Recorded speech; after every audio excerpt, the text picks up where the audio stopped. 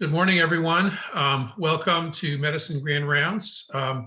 As a reminder, this is the last Grand Rounds of our academic year. We're going to take a hiatus and actually won't have Grand Rounds next week or the week of the 4th of July, but then we start our summer series the week after that. And Heidi tells me that the schedule for that will be coming out very shortly. So keep your eyes out for that because we have a great lineup for the summer. So this morning, it gives me great pleasure to introduce Dr. Josh Keller to speak at Medicine Grand Rounds. Dr. Keller is a graduate of our residency program and currently is a rheumatologist at Rheumatology Associates here in Portland, along with his wife, Katie, who was also a graduate of our program. So for those of you that didn't overlap with Josh, I just wanted to let you know his background. Josh went to Adelphi University for his undergraduate degree and then obtained his medical degree from SUNY Upstate Medical University. Did his residency at Maine Medical Center in internal medicine, was a very successful resident, was also successful in the matrimonial sense as he and Katie met and got married, and they left after residency, both to do fellowships in rheumatology at the University of Kentucky. And fortunately for us, they both returned to Portland along with their growing family.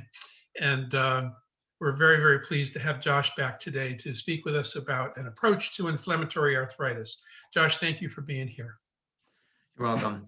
So again, I'm Josh Keller.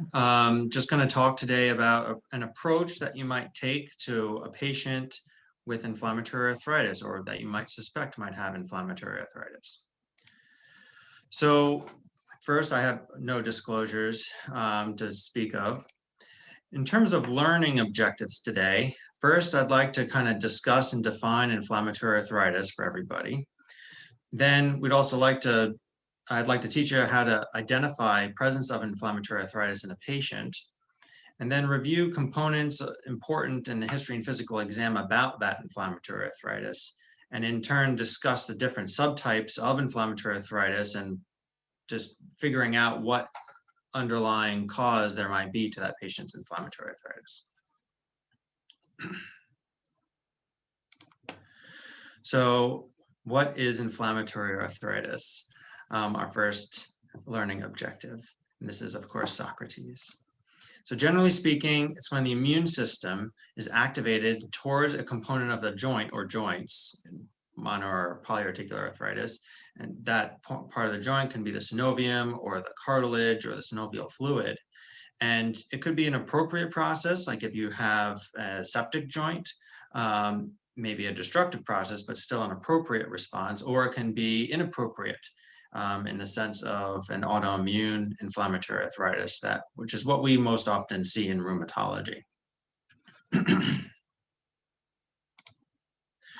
So when you see a patient, the patient says, "Doc, I have arthritis." And what they really mean is, "I got pain somewhere," not necessarily arthritis. And that pain, it might be coming from the joint. It might be coming from a slew of other areas. So within the joint is what we would term arthritis. There's areas around the joint, periarticular areas, which include the tendon, tena synovium, bursa, and the muscle. And then there's areas that are a little bit further away, like the bone. And then there's extra-articular causes for pain in an area, which could be neurologic or central pain or referred pain. And then, of course, this component of psychiatric causes as well, potentially. So this is just a good representation I found that kind of just showed the arthritis would be this joint, the cartilage, the synovium, versus the areas around it or central. So And so this patient comes to you with pain or arthritis or, joint pain, joint area pain. The most important lab test to then check at that point is the history and physical exam. And that's basically the way that we diagnose arthritis or inflammatory arthritis. So important aspects of the history and physical exam, the history to isolate arthritis is, ask the patient, where's the pain? Often patients will say it's my hands hurt.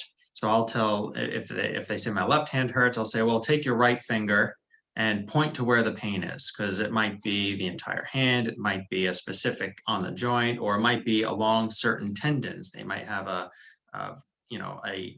flexor tendon nodule that's causing trigger finger and pain, and really isolating where that pain is coming from will help you. So the other thing to note is an arthritis should have symptoms moving in all directions, not just a single direction. So if they say every time I, put a book up on the shelf, my shoulder is killing me, but they say, oh, I can do the dishes and my shoulder doesn't hurt. That's a clue in the history that it's a certain movement of their shoulder that's causing the pain rather than all motion of their shoulder. And it really should be all motion of a joint if it's an arthritis.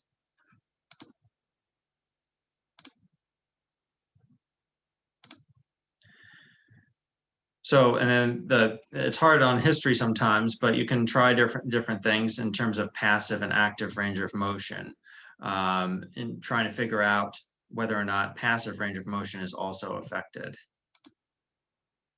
The important thing on passive range of motion too is do they have full passive range of motion? You should have full passive range of motion. If you don't, there's likely something wrong in the joint, whether or not it's inflammatory or not. And then, is there an effusion? So, swelling is something that I always ask on history. I'm not sure I always trust the patient's interpretation of swelling, but it's always, I'm looking for effusions in the physical exam if they're telling me there's swelling around a joint. So trying to figure out if there's an effusion. If it's a non-inflammatory effusion, it's probably from another abnormality in the joint, another like non-inflammatory cause. So if there is an effusion, there's probably an arthritis. Okay, so once you're confident that in history at least, pretty confident it could be, that the patient has an arthritis, then in the history, what are things that are important to try to figure out if it's inflammatory? So, we often talk about prolonged morning stiffness, and that prolonged morning stiffness should really be longer than 60 minutes. So patients with osteoarthritis will often say they have morning stiffness. And then if you ask them details about it, how quickly does it go away? What do you do to make it better? They'll say, oh, well, I get up in the morning and I kind of shake around and it's much better after 15 seconds or 10 minutes or something like that. Our patients with inflammatory arthritis who have a morning predominant pain or stiffness will say, oh, it's improving a few hours later. I feel best in the afternoon. Of course, there's all different variable options in the middle. And it's, I guess, least helpful when a patient says it's exactly 60 minutes, but really trying to figure out, is it prolonged for several hours? Is it, 10 to 15 minutes or less? That's helpful in trying to figure out if it's an inflammatory arthritis or not.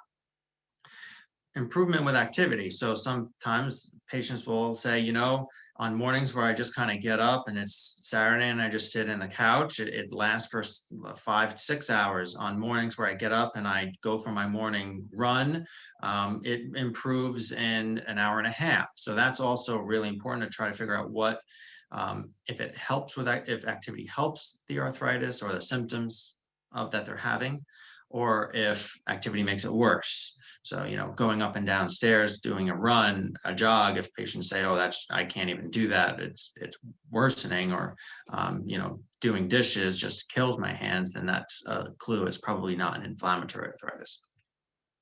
So in terms of back pain, that's inflammatory, axial spondylitis. Often patients will say that it wakes them up at night. They can be up for hours at a time trying to get back to sleep. Non-inflammatory back pain, while it can wake patients up at night, they'll often say, oh, I can shift around and then, I'm able to get back to sleep pretty easily, pretty quickly.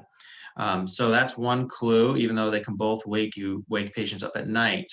If it's a throbbing, long pain for a long time at night, keeping them up, that's a clue on that it might be inflammatory back pain. So, doing the history, this is kind of the approach I take. I first try to figure out if a patient has inflammatory arthritis. And then I really delve into deep on that inflammatory arthritis, all the specifics about it.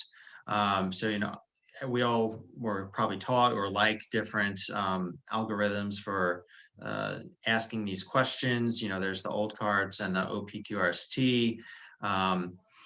Whatever works for you, but really trying to figure out all those specific historical aspects of that inflammatory arthritis that you think they have. So was it abrupt onset, meaning they said, oh, doc, I was fine the night before, and then I woke up, I couldn't move my hand, or whatever joint they're talking about, versus, I kind of noticed one day that it was stiff, and then thinking back, it's kind of been coming on for a month or two. So that's an important part because that really changes our differential. And then how long, so acute, subacute, chronic, how long it's been present can also really change what we think might be the underlying cause, for sure.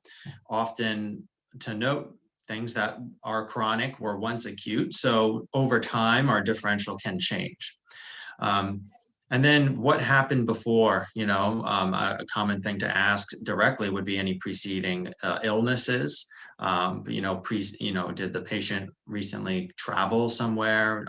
Did they go to a tropical region where they might have been exposed to chikungunya or some other potential cause for their inflammatory arthritis? So getting what happened before this is also important. Now, what joints are involved is also helpful. If it's one joint, that's the knee, I'm in a very different spot in my mind in terms of thinking through what this inflammatory arthritis might be versus 3 MCPs on both hands. So really just identifying what joints are involved is very helpful in figuring out if it is one inflammatory arthritis versus another. Now, the time course, it's really important to note, did the symptoms completely go away in between episodes? If the patient reports episodes or flares, sometimes patients will say, oh, it flared up and then it improved. And, delving into it, the patient will say, well, it never really got that much better. It was maybe 40, 50% better, and then it got bad again. And that is very different than if they say, oh, I got this terrible arthritis, and then after a week, it just went away. I was back to normal. And then, 2 months later, I got another episode of, red, hot, swollen, say, ankle. And then after a week or two, it kind of went away again. So that's helpful because all these different diseases have different characteristics and likely presentations. Migratory is another type of inflammatory arthritis that's really important to figure out from the patient. So if they say, my elbow, they give a really classic history of inflammatory arthritis of their elbow. And then after a period, it completely went away. But then at the same time, they started to get an inflammatory arthritis of their wrist.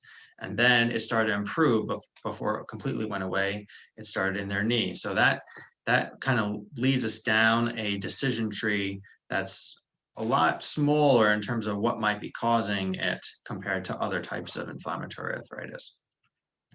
And then the character. So, and this is kind of just a natural thing that I'm sure we all ask, but it's just important to really get the specifics from the patient, whether or not it's like a dull, achy stiffness versus red, hot, so tender you can't put a sheet on it. And, I'll often just put whatever questions I feel I'm able to figure out how tender it is or how stiff it is. So if the patient states, I couldn't even put a sheet on my shoe, on my feet at night, I'll put that in the note, and that's also a good representation of how exquisitely tender that might be versus, I couldn't go on my run, but I could walk around fine, So it's important to kind of figure out how exquisitely tender it is or how swollen it is, and just the specifics there.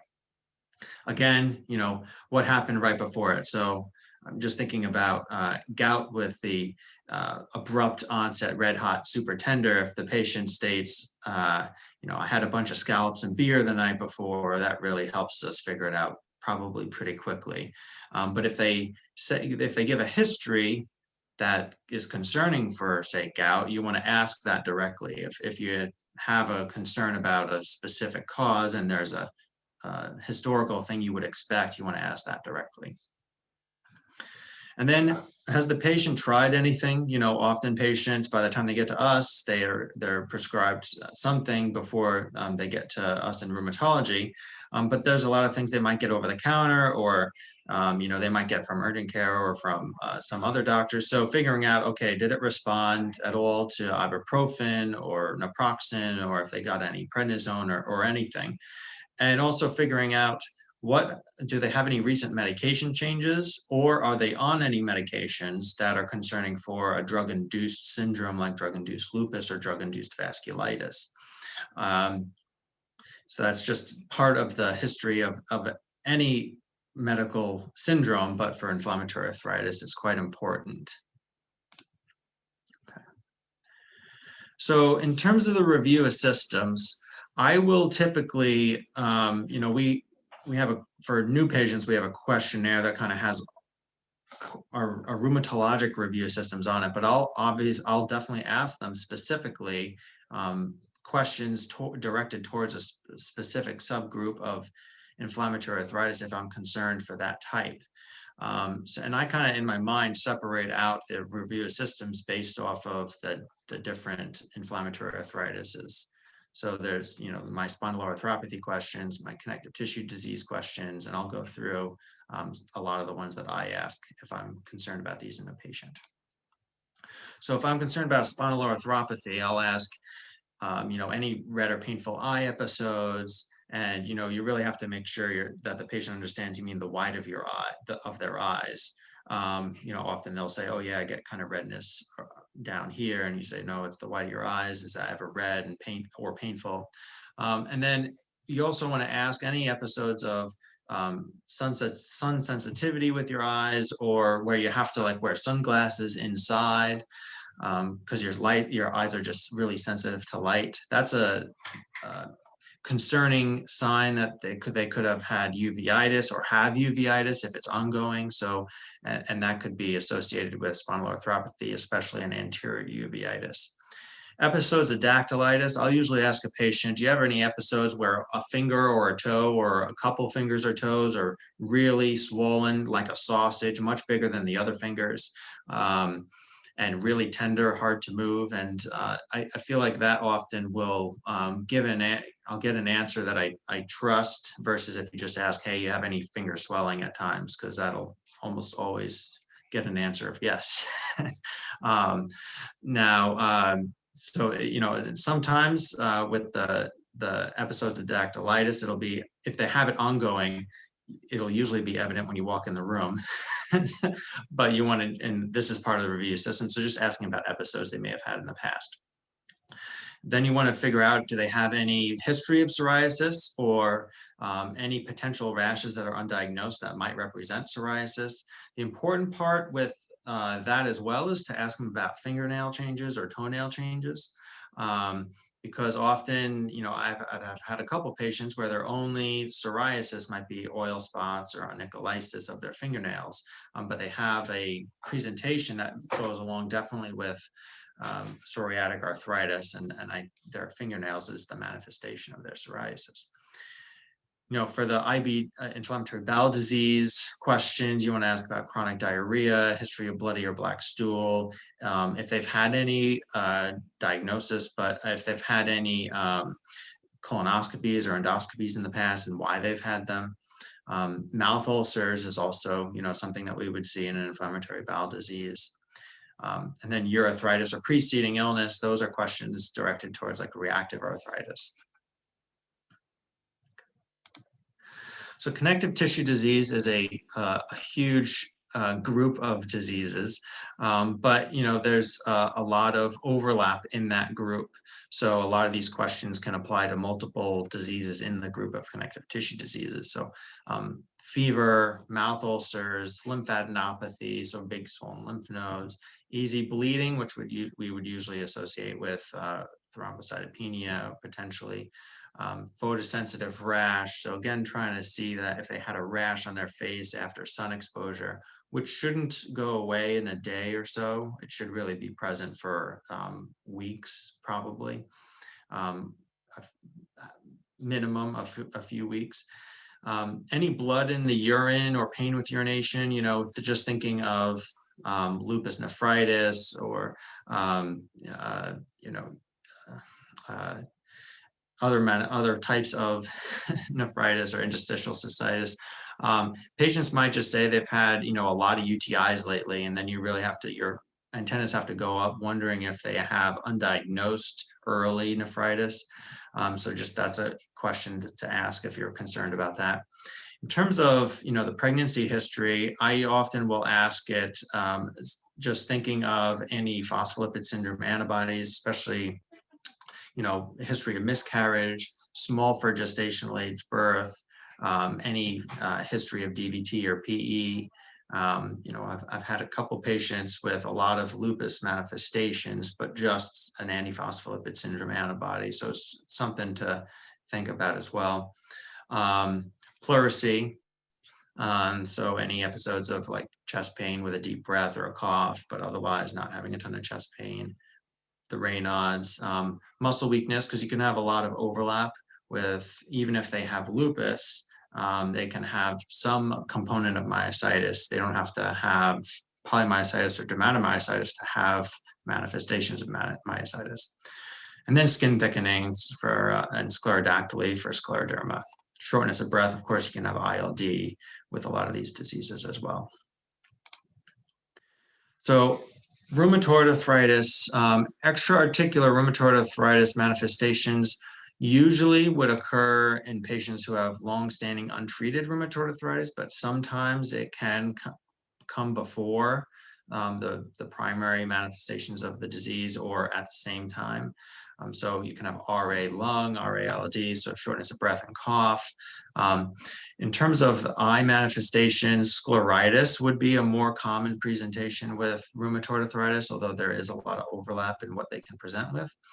So the sclera should really be, if you have scleritis, red, injected, and that can become a severe emergency. So it's important to really have that patient see ophthalmology really quickly and or rheumatology if you think the patient has scleritis with or without rheumatoid arthritis. Any nodules under the skin, so rheumatoid nodules, extensor surfaces, just asking if they have any bumps under the skin. There is a subset of patients, again, usually in long-standing untreated rheumatoid arthritis, but Felty syndrome, patients will often have a low neutrophil count with frequent infections. So, if you don't have labs yet and you don't know about the neutropenia, you can ask about the frequent infections, whether or not they've, always are getting antibiotics from somewhere because of frequent infections. And then dry eyes and dry mouth. So, primary versus secondary Sjogren's. A lot of patients with rheumatoid arthritis will have lymphocytic infiltrate in their salivary glands, and they'll have Sjogren's without the Sjogren's antibodies, so we call that secondary Sjogren's.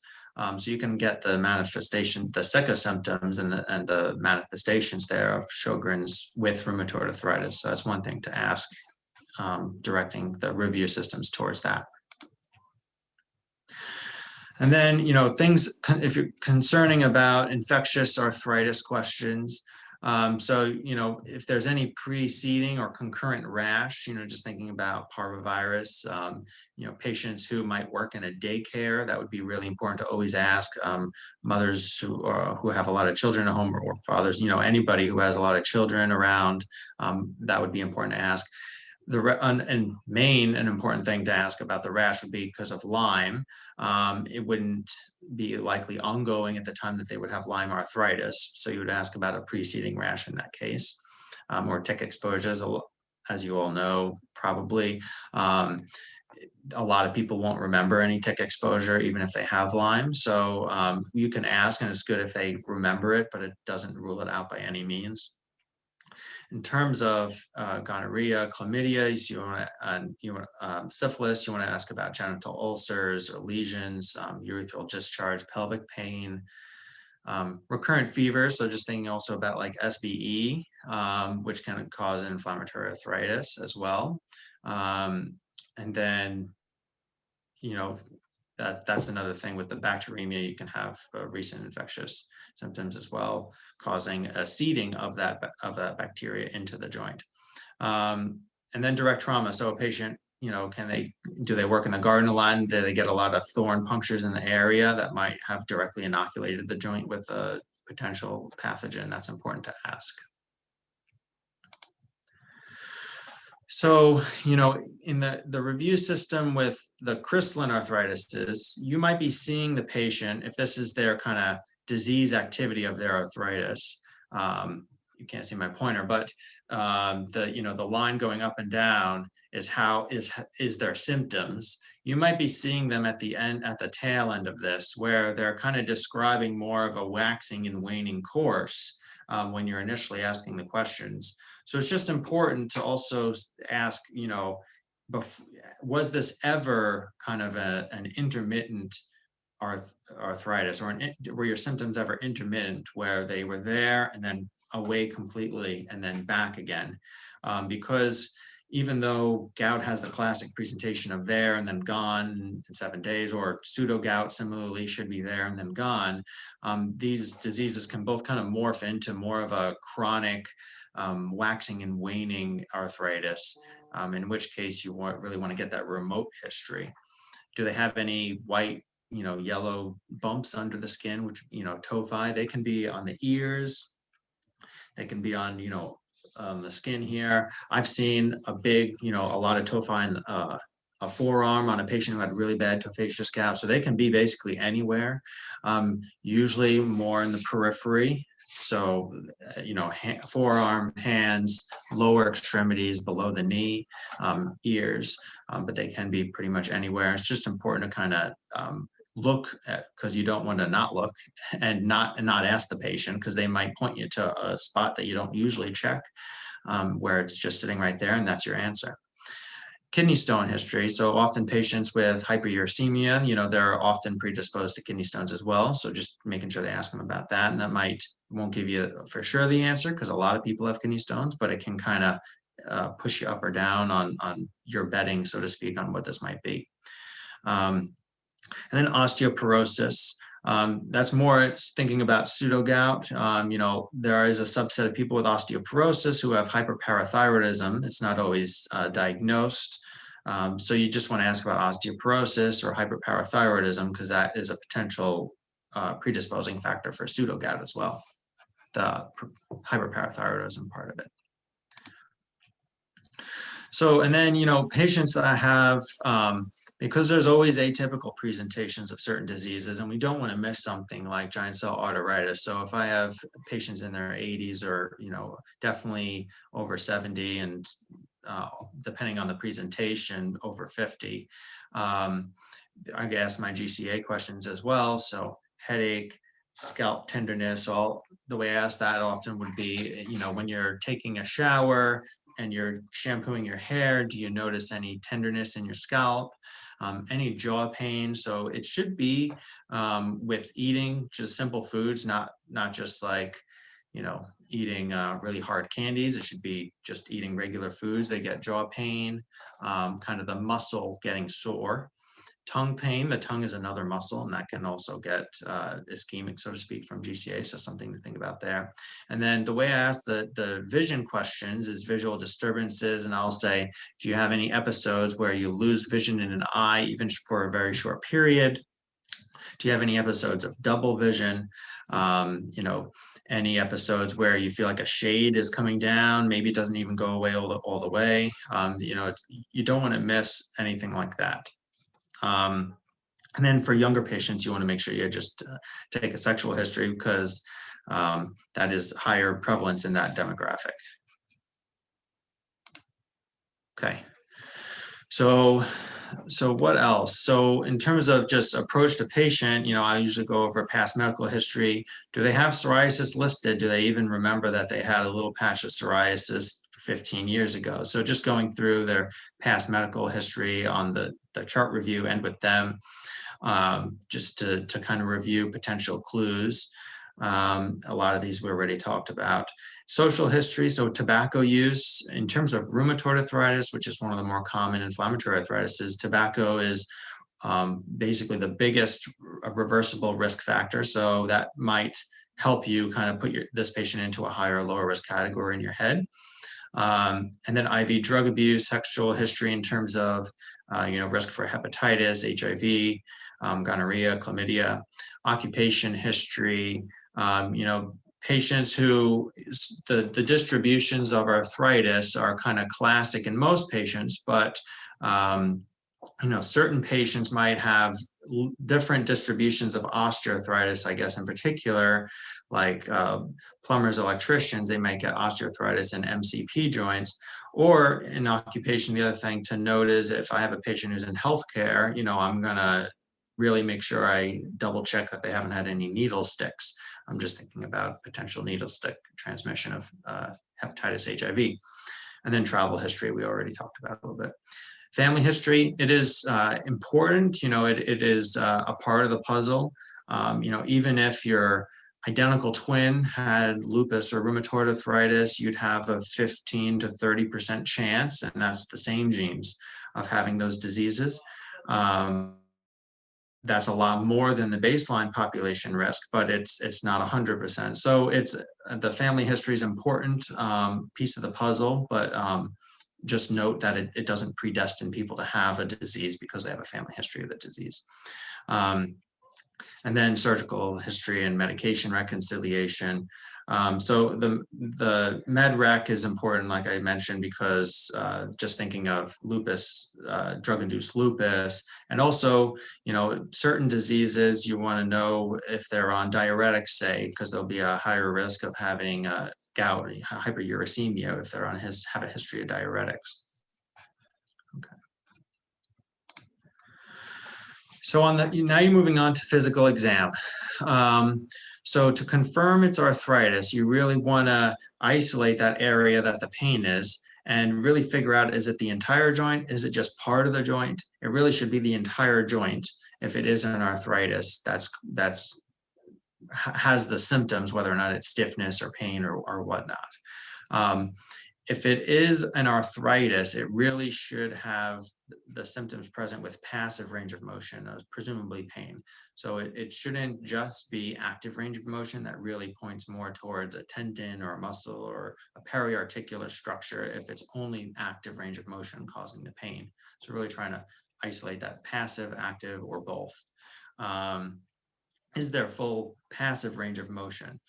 And this is really helpful, I think, for certain joints that not being a rheumatologist, you probably don't examine all the time, or it's really difficult to tell if there's swelling, like say the wrist or the elbow.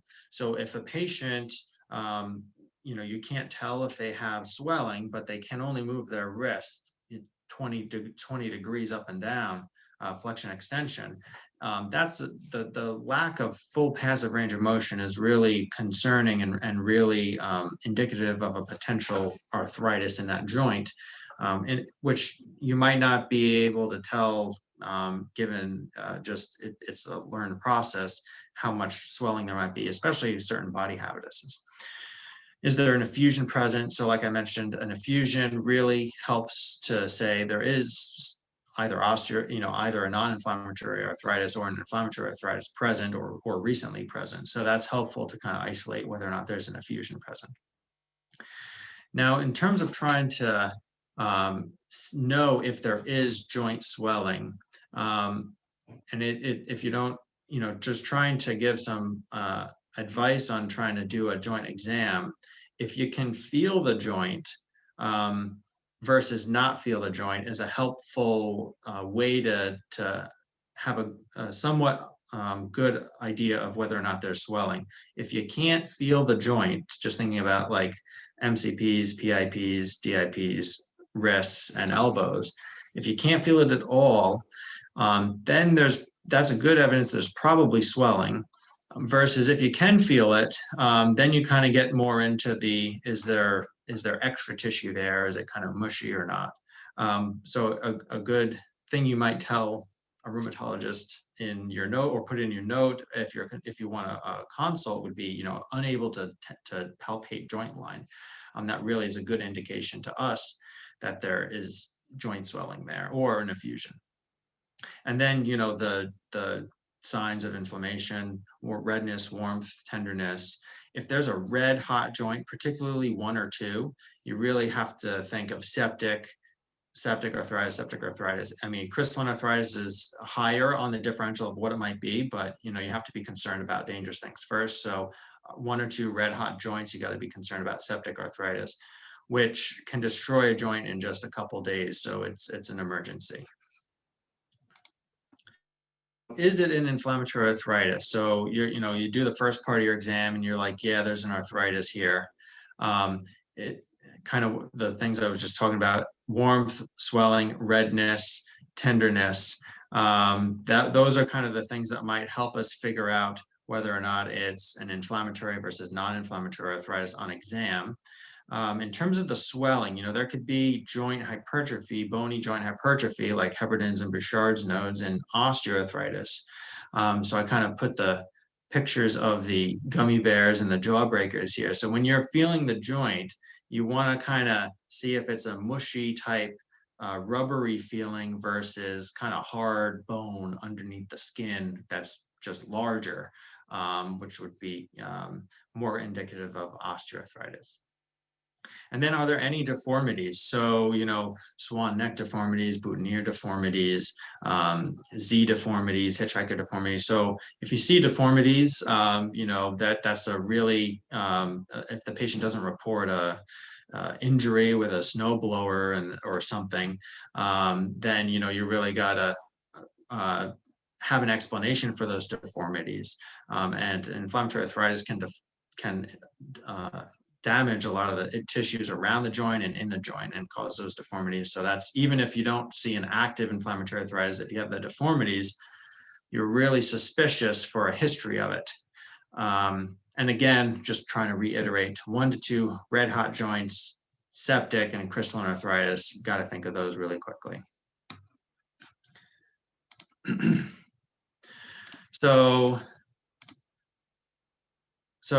in terms of when you're pretty sure it's inflammatory arthritis, you want to then say what joints are involved, because that can help us in the future figure out what type of inflammatory arthritis it might be, and how many joints are involved.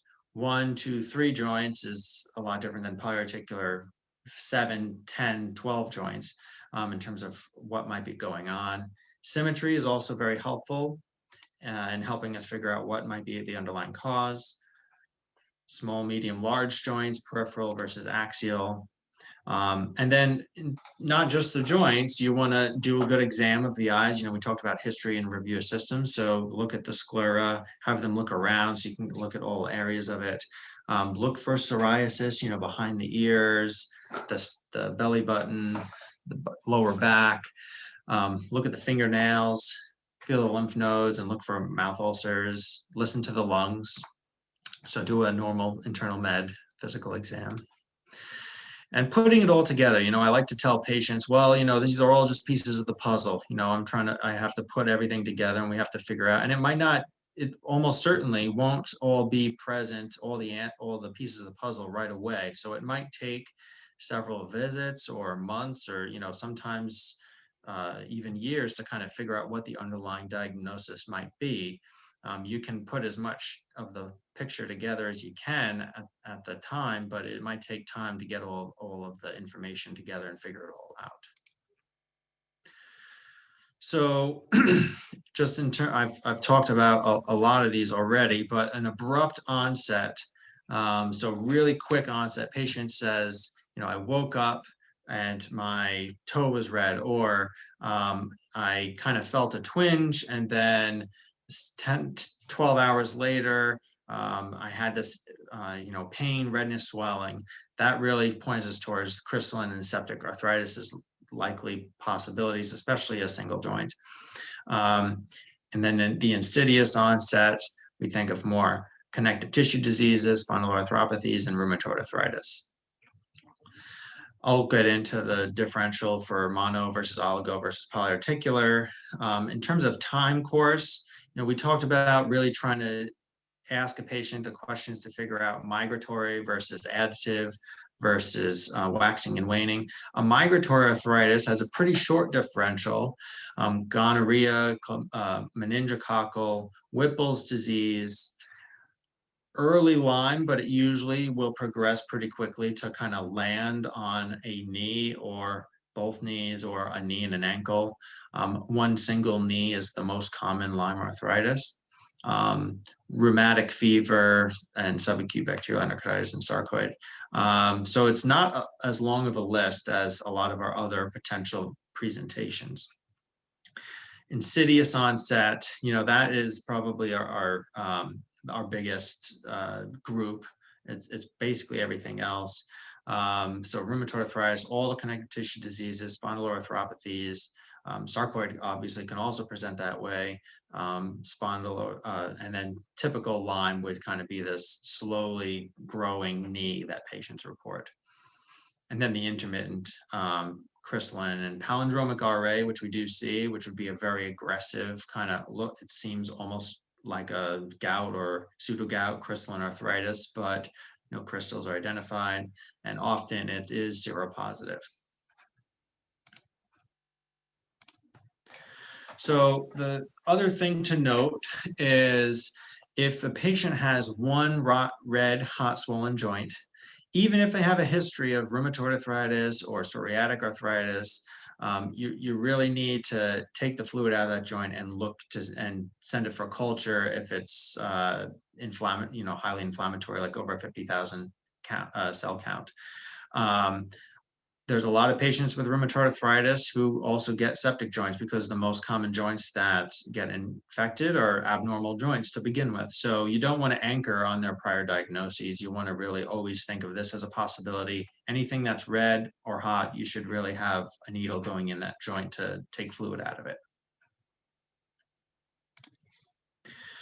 So just quickly going to talk about gout.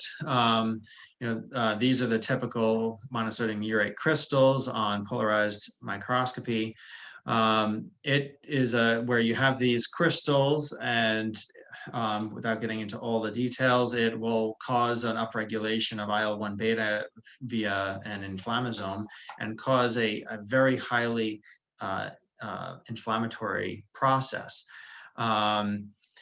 While we do classically think of it as one, sometimes two joints, patients, as it progresses over time and it becomes more severe, patients often get a cluster, so to speak. So they might have, a wrist with one or two MCPs and a PIP. So this kind of whole cluster, this whole area might be in a gout flare. Or they might get an ankle with an MTP, and then like a tarsometatarsal joint, a midfoot kind of flare. So it's not uncommon that we'll see 3 or 4 joints in an area that's all flared up at once. It doesn't, it rarely, I've had a few patients, but it rarely affects patients, males under 30 years old. And the other thing to note is a premenopausal female is really, really a low risk for gout. If you do have a patient, premenopausal female that you're concerned might have gout, ask a good medication history, see if she's been on hydrochlorothiazide. Make sure she hasn't had a total hysterectomy 10 years ago, essentially postmenopausal at that point, because she should be in a really low risk category. Females, uric acid in their blood doesn't tend to rise until after menopause typically. The other thing to note is the serum uric acid. It typically will go down during a flare. So patients who have a current active inflammatory arthritis shouldn't get a serum uric acid checked. And when it is checked, it puts people into low and high risk categories, but it's not a way to diagnose a patient. And you can say a patient whose uric acid is 15, extremely likely to be gout versus someone whose uric acid is 3. But it doesn't diagnose it. The way to diagnose it would be to take fluid out of that joint and look at it under polarized microscopy. So pseudogout, really quickly, it is, at least in acute pseudogout, it is the same kind of IL-1 mediated inflammasome reaction. It could also have a lot more chronic course sometimes, mimicking rheumatoid arthritis or other chronic inflammatory arthritis. This is a polarized microscopy, more rhomboid-shaped crystals. This is blue along the polarized light axis. Monosodium urate crystals are needle-shaped, and they're yellow along the axis. So in terms of pseudogout, the important thing, because we don't have, number one, because we don't have medications that directly address it, is to look for underlying causes. The other thing to note is if a patient has an underlying cause that you found, it kind of can increase your thought that it might be pseudogout, and you're thinking through the differential diagnosis. So hyperparathyroidism is one of the most common underlying causes, but hypomagnesemia, hemochromatosis, and then hypophosphatasia, which is a alk phos, not phosphorus. Septic arthritis. So like I had mentioned, within a few days, septic arthritis, gram-positive cocci septic arthritis will just totally destroy cartilage. So it's really important to get that addressed quickly. So in terms of synovial fluid, white blood cell count and differential that you would be really concerned for septic arthritis, so anything over 50,000, often we'll see 100,000, 150,000. I had a patient where the lab just stopped counting. They had over 350,000. They just kind of stopped. And a lot of polys, over 90% polymorphonuclear cells. Chronic monoarticular arthritis, so patients who have one joint that's been present, so swollen, tender for more than 6 weeks. Differential narrows somewhat because thinking the acute inflammatory monoarticular arthritis also has all the chronic arthritis possibilities in it. So in that regard, you just have to wait long enough for it to become chronic. So chronic monoarticular arthritis, indolent infection is something that we often think about and have a really low threshold. Some rheumatologists always will get a synovial biopsy, but really low threshold to get a synovial biopsy to rule that out. You can send synovial fluid for cultures, but the sensitivity isn't nearly as high as a synovial biopsy. So, often we'll send synovial fluid cultures if we can get enough synovial fluid. And if it's negative, then if we still have a suspicion at all, we'll send a patient for a synovial biopsy. Tumor, and then the other, atypical presentations of rheumatoid arthritis, spinal arthropathies.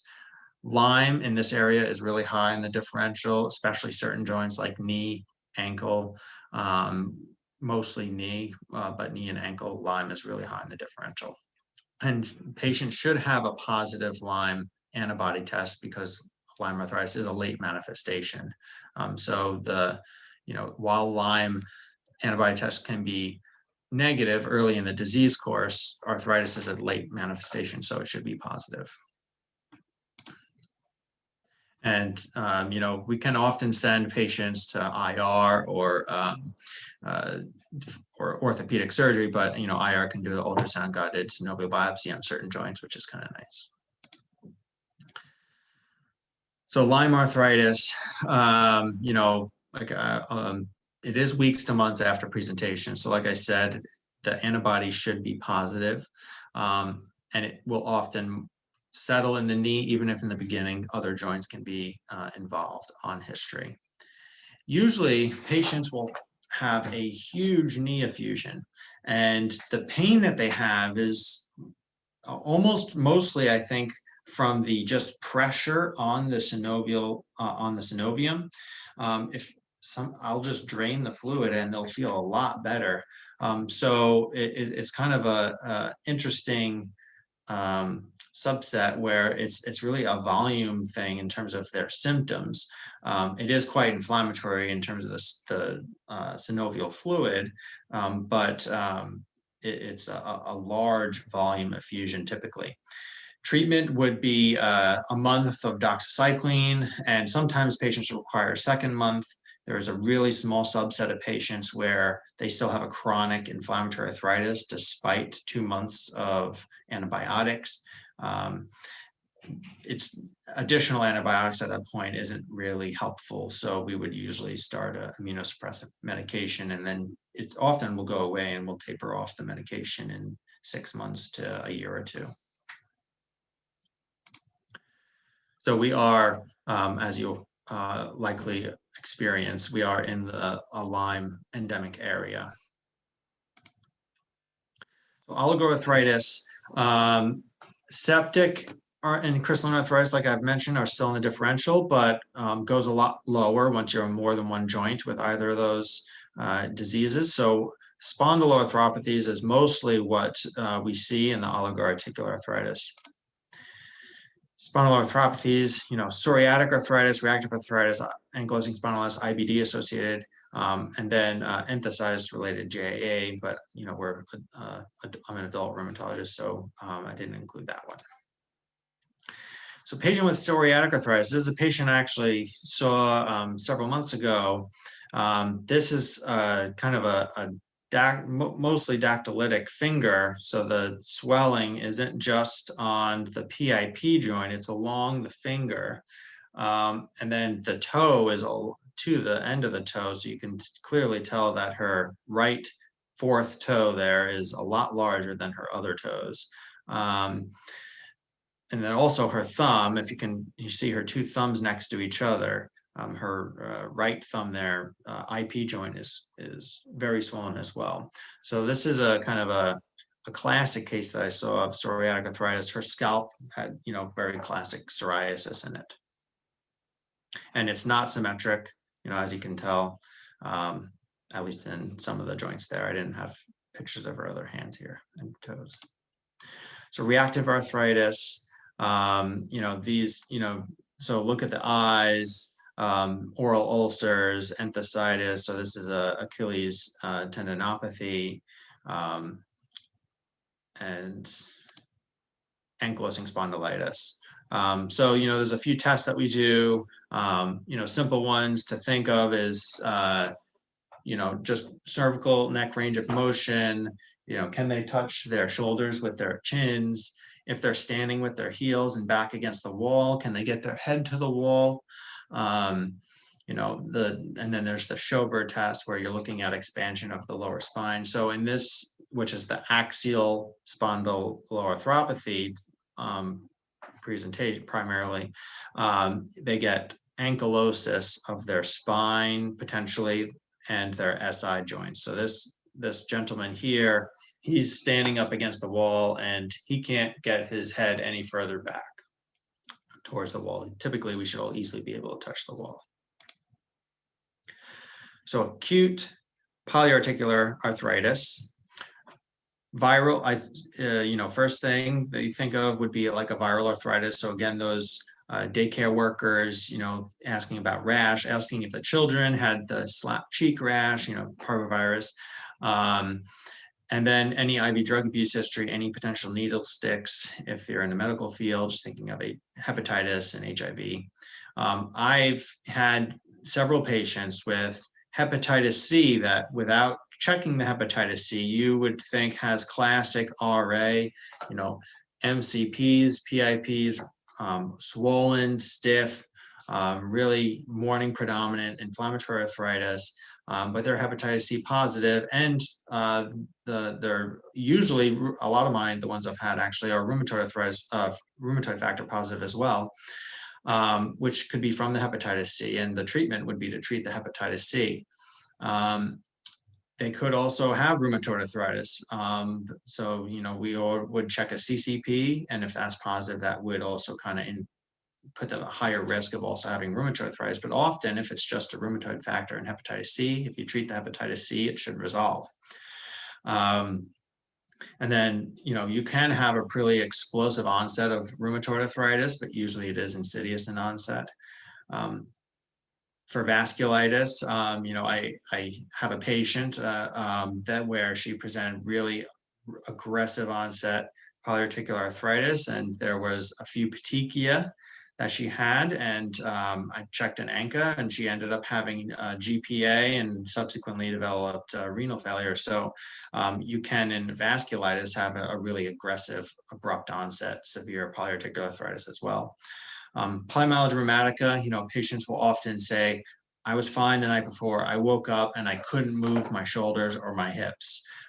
So it's pretty abrupt onset most often in polymyalgia rheumatica. And then sarcoid can almost do anything, but it can often be pretty abrupt onset, especially if you're seeing sarcoid in Lofgren syndrome, which it most often is an acute onset. I'll try to wrap it up quicker here. So chronic inflammatory arthritis, which is the biggest group of patients that we have, rheumatoid arthritis, all the connective tissue diseases, psoriatic arthritis, which while being oligo-articular, typically can definitely present in a classic RA-like presentation, and then hepatitis C, as I mentioned.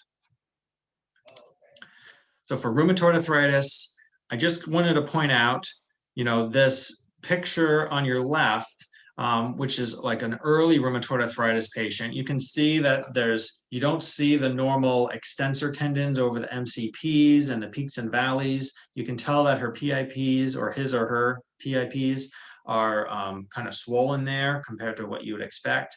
This is early rheumatoid arthritis. We want to catch a patient there rather than an advanced rheumatoid arthritis where they have the ulnar deviation, MCP subluxation, and all the deformities that you see in this second picture on the right here. So it's easy to tell the second picture is rheumatoid arthritis, but we don't want it to become easy to tell. And then lupus, while it can definitely have inflammatory arthritis, you're really looking for other things like acute lupus rash, any of that blood in the urine, recurrent UTIs, evidence that they might have lupus nephritis. Ask the patient, have you ever been told you had low blood counts? So those are other manifestations in the lupus, which is the most typical connective tissue disease that we think of. So I just wanted to end on this quote, medicine is a science of uncertainty and art of probability. So I'll often tell patients, I'm pretty certain. I usually I like to give a percentage, like I'm 85% certain you have this. There's still a lot of other possibilities. We're still putting the pieces together, still getting additional information. It's a complicated field, but it's fun to kind of get all the different pieces of the puzzle and put them together and see how confident you can be in what's going on and trying to help the patient in figuring out what they need in terms of treatment. And I primarily just used a textbook and up-to-date. Okay.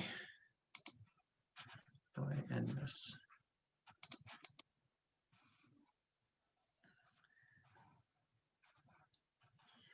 Are there questions?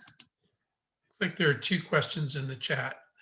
One from John Gilboy, one from John Erickson. Can you see those? Yep. So can you please clarify the role, so this is from John Gilboy. Can you please clarify the role of serum uric acid in gout, acute flare versus chronic management? When you said it can be used for risk stratification, did you mean for future attacks once person is quiescent phase? So so it depends how certain you are whether or not the patient has gout. If you're, if you're seeing the patient and they're having an acute flare and they have a red, hot, tender joint, depending on how comfortable you are with that joint, it's best to get fluid out of the joint. And that's the way that you prove whether or not they have gout. If they have a history of flares and you're seeing them between episodes, then that would be a time to potentially get a uric acid. And you can put them into a higher and lower risk category in your mind of what they might have. If I have a patient with a very palindromic intermittent inflammatory arthritis and I'm getting it on history, but I don't see any active inflammatory arthritis today, and I get a uric acid and it's 3, then it really decreases the likelihood of gout in my mind, because I know it's not active today and I know I can trust that uric acid.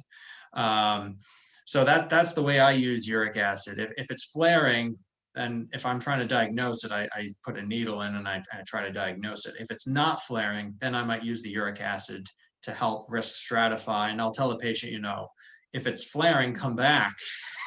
You could still have gout with a uric acid. I think the lowest I've heard is 3, but you can still have gout with a uric acid that's not quite elevated, 6 or something like that. But it's not common. So that's the way I use uric acid. And now the way to utilize it in treatment would be to have a goal uric acid. And, if someone has tophi, recurrent kidney stones or erosions on x-ray, then our goal is typically 5. If they don't have any of those things, but they have gout, then our goal uric acid is 6. And you always want to make sure you're checking it not during a flare, because during a flare it could be falsely low. Or if it's flaring, if you have another process, it could be falsely high. So if you have a viral syndrome or something causing higher uric acid, it can be falsely high compared to your true baseline. So that's the way that I utilize uric acid in my practice. Question regarding steroids and the generalist. When do you think the generalist could or should not consider injecting steroids into a painful joint, and when could or should not the generalist consider prescribing prednisone for joint or muscle pains without the involvement of a rheumatologist? Yeah, that's a good question. So it's very patient dependent for me on whether or not I inject joints, and I think it depends for you as a generalist how comfortable you are injecting the joint. So certain joints, a lot of people probably feel quite comfortable, like knee injections. Shoulder injections, if you don't know your landmarks and how to do it, you run the risk of popping a lung, so to speak. So you don't want to do anything that you're not quite comfortable doing, because there are risks going into arteries or nerves or other potential risks like I just talked about. So it depends on your personal comfort level.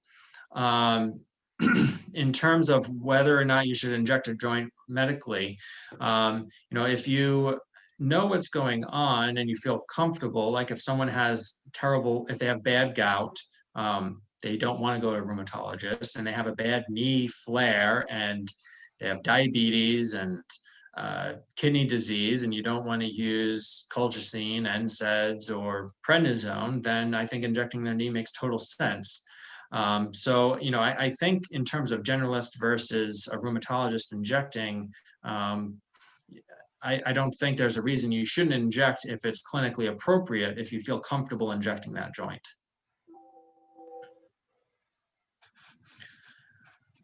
Did that answer the question?